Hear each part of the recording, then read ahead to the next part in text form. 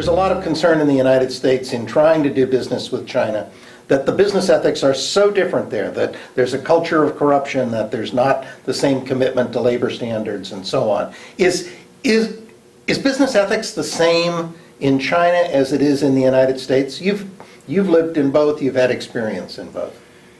Yes, the business in the modern world is a necessary evil.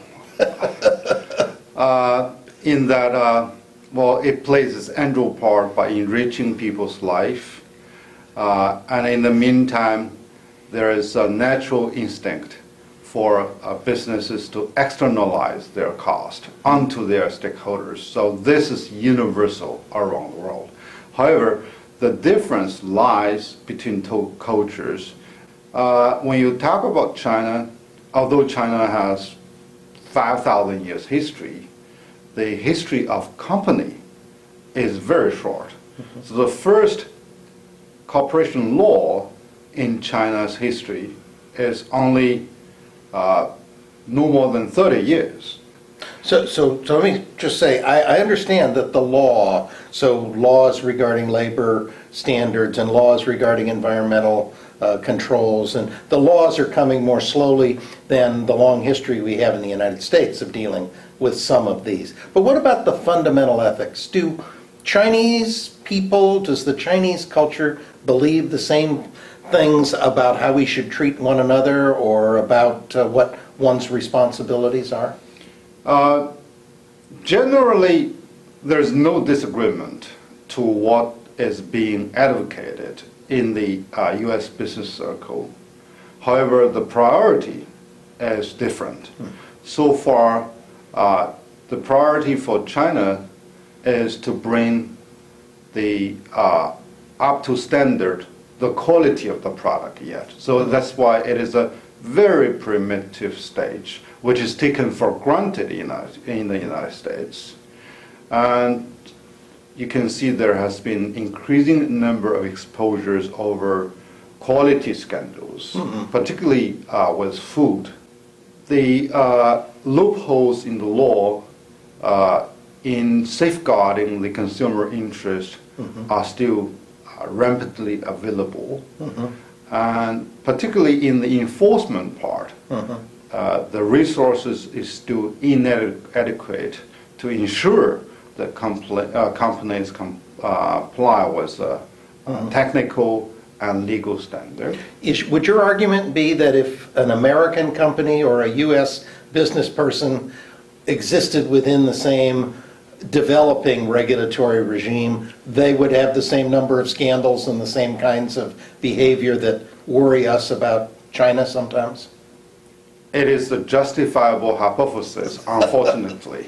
And as a matter of fact, the recent exposure of Lipton tea, they sell in China with lower standard, whereas when they sell in Europe, it's far higher a standard.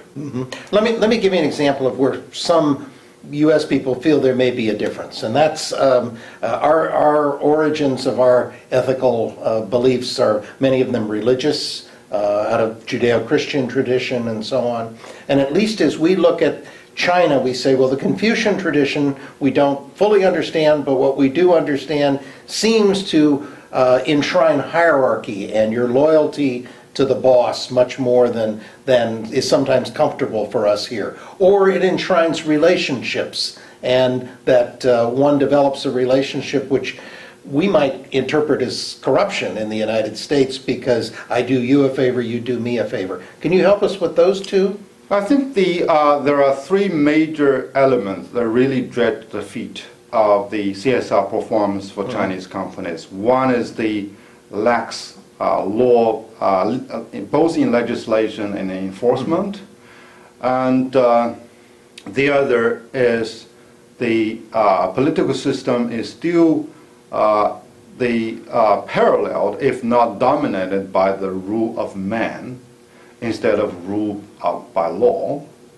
And the third is the Confucius ethics in family type of operation, which means circle culture.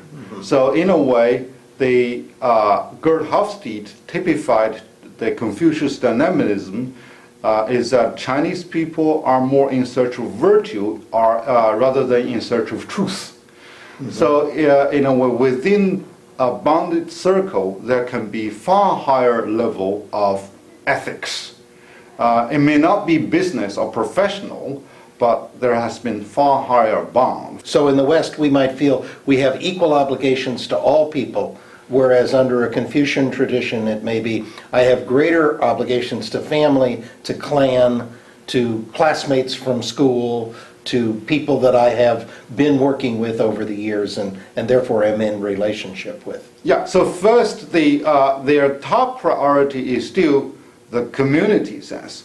But the community is also different to the understanding as compared in the West. Their community is really the circle. So that's the So under that ethic, difference. I should give the business contracts I have to people within my circle.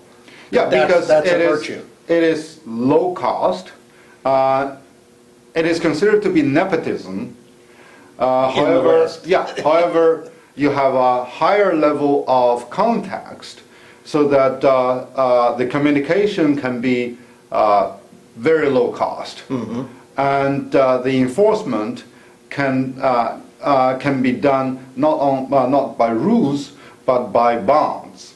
Sometimes in the West, we have something very close to that, which we describe as circles of trust.